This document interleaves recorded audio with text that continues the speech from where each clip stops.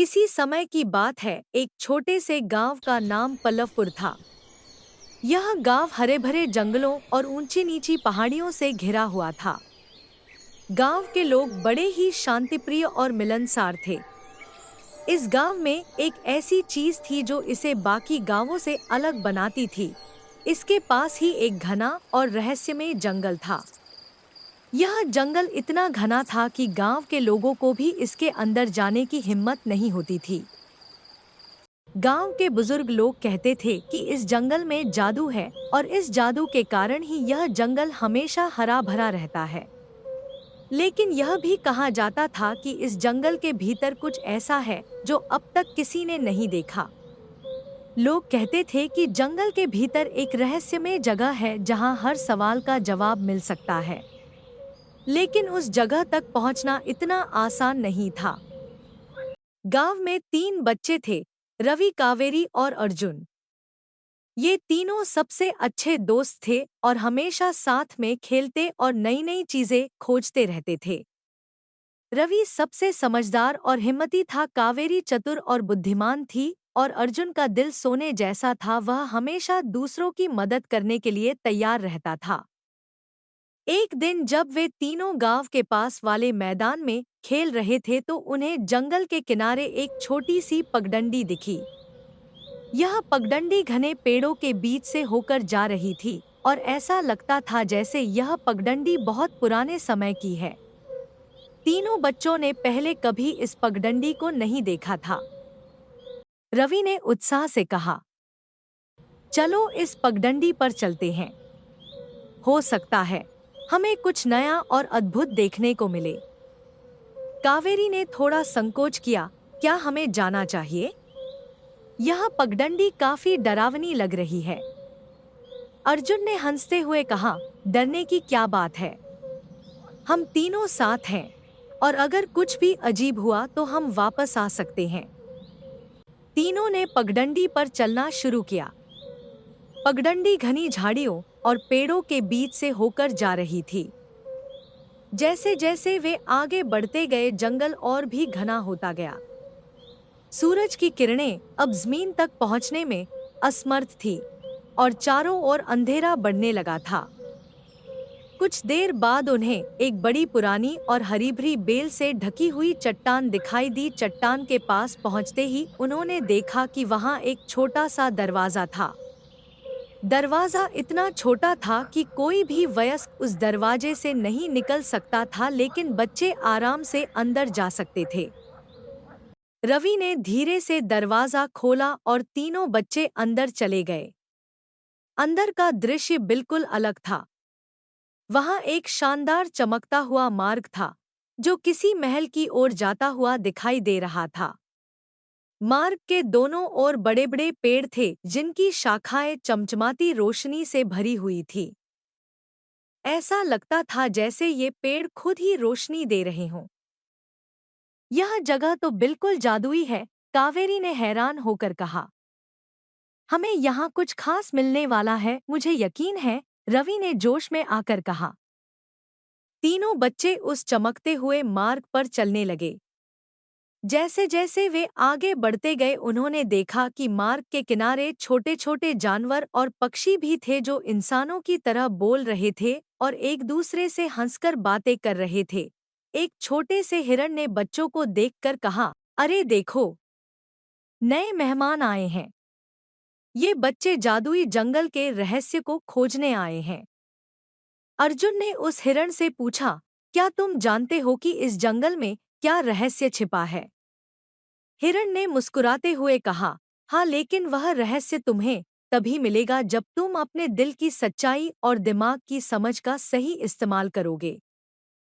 रवि ने कहा, हम कोशिश करेंगे। हमें उस रहस्य को ढूंढना ही होगा। आगे चलकर वे एक विशाल झील के पास पहुंचे। झील का पानी इतना साफ था कि वे उसमें अपनी परछाई को देख सकते थे। झील के किनारे एक सुंदर जलपरी बैठी थी जो सोने जैसी चमकती हुई मछली पकड़ रही थी। कावेरी ने जलपरी से पूछा, क्या आप हमें बता सकती हैं कि इस जंगल का रहस्य क्या है? जलपरी ने हंसते हुए कहा, हर कोई इस रहस्य को जानना चाहता है, लेकिन यह रहस्य किसी को भी आसानी से नहीं मिलता। तुम्हें अपने अंदर की ताकत और समझदारी को जगाना होगा। तभी तुम इस रहस्य को जान पाओगे। तीनों बच्चे अब और भी उत्साहित हो गए। वे आगे बढ़ते रहे और अचानक उन्होंने देखा कि रास्ता दो हिस्सों में बंट गया है। एक रास्ता सुंदर और आसान दिख रहा था, जबकि दूसरा रास्ता मुश्किल और खतरनाक दिख रहा था। रवि ने कहा, हमें उस कठिन रास्ते पर जाना चाहिए। यह हमें उस जगह तक ले जाएगा जहां हमें रहस्य मिलेगा। कावेरी और अर्जुन ने उसकी बात मानी और वे कठिन रास्ते पर चल पड़े। रास्ता सच में बहुत कठिन था। जगह-जगह बड़े-बड़े पत्थर थे और कहीं-कहीं तो रास्ता इतना संकरा हो गया था कि वहां से गुजरना बहुत मुश्किल था। लेकिन तीनों ने हार नहीं मानी और चलते रहे। कुछ देर बाद वे एक विशाल गुफा के पास पहुंचे। गुफा का दरवाजा बहुत बड़ा था और उस पर बहुत सारे प्राचीन चिन्ह बने हुए थे। यह गुफा बहुत ही पुरानी और रहस्यमयी लग रही थी। रवि ने कहा, यह गुफा जरूर उस जगह की ओर जाती होगी जहां हमें हमारा जवाब मिलेगा। तीनों ने गुफा के अंदर जाने का फैसला किया। अंदर का माहौल बहुत ठंडा और शांत था। गुफा के भीतर एक लंबा अंधेरा रास्ता था जो अनंत गहराई में जा रहा था। वे धीरे धीरे चलते रहे जब तक कि वे गुफा के सबसे गहरे हिस्से में नहीं पहुंच गए। गुफा के इस हिस्से में एक विशाल चमकता हुआ क्रिस्टल था। इस क्रिस्टल के अंदर हजारों रंगीन रोशनी थी जो चारों ओर फैली हुई थी। बच्चों ने कभी भी ऐसा अद्भुत दृश्य नहीं देखा था। अर्जुन ने कहा, यह तो बहुत ही अद्भुत है। क्या यह वही रहस्य है? तभी अचानक क्रिस्टल के पास एक वृद्ध, दाढ़ी वाला व्यक्ति प्रकट हुआ। वह व्यक्ति बहुत ही रहस्यमय और शक्तिशाली दिख रहा था। वृद्ध व्यक्ति ने कहा, तुमने वह जगह ढूंढ ली है जहां हर सवाल का जवाब मिलता है। लेकिन यह केवल तुम्हारे दिल की सच्चाई और दिमाग की समझ पर निर्भर करेगा कि तुम क्या जान पाते हो। रवि ने कहा, हम जानना चाहते हैं कि इस जादुई जंगल का रहस्य क्या है। वृद्ध ने मुस्कुराते हुए कहा, यह जंगल इस क्रिस्टल की शक्ति से जीवित है। इस क्रिस्टल में वह ताकत है जो इस पूरी दुनिया को बदल सकती है। लेकिन इसे केवल वही समझ सकता है जिसने सच्चाई और समझ का मार्ग चुना हो। कावेरी ने पूछा, लेकिन क्या हम इस रहस्य को जान सकते हैं? वृद्ध ने कहा, तुमने कठिन रास्ता चुना और यही तुम्हारी समझदारी है। तुमने अपने दिल की सच्चाई से इस रास्ते को पार किया और यही तुम्हारी ताकत है। इसलिए अब यह क्रिस्टल तुम्हें वह सब कुछ बताएगा जो तुम जानना चाहते हो। अर्जुन ने क्रिस्टल को छूते ही उसकी आंखों के सामने सब कुछ स्पष्ट हो गया। उसे महसूस हुआ कि इस जंगल का असली रहस्य प्यार, समझदारी और साहस में छिपा हुआ है। यह जंगल सिर्फ एक जादुई स्थान नहीं था, बल्कि यह जीवन की उन मूल्यों का प्रतीक था जिन्हें हर इंसान को समझना चाहिए।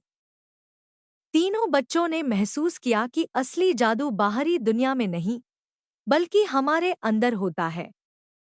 वे वापस गांव लौटे और अपने अनुभवों को सबके साथ साझा किया। पल्लवपुर के लोग अब इस जंगल को डर से नहीं, बल्कि एक अद्भुत जगह के रूप में देखते थे।